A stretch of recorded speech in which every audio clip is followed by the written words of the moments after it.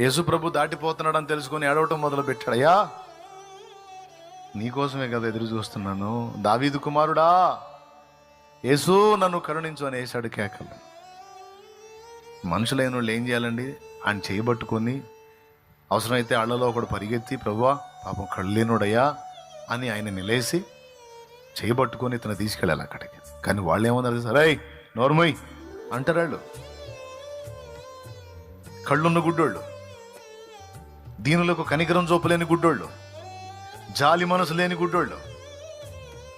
నిజంగా కళ్ళు లేనోడు ఇతను కాదు, వాళ్ళు అట్లా ఉన్నారు. కానీ ప్రభు అట్లేడుగా.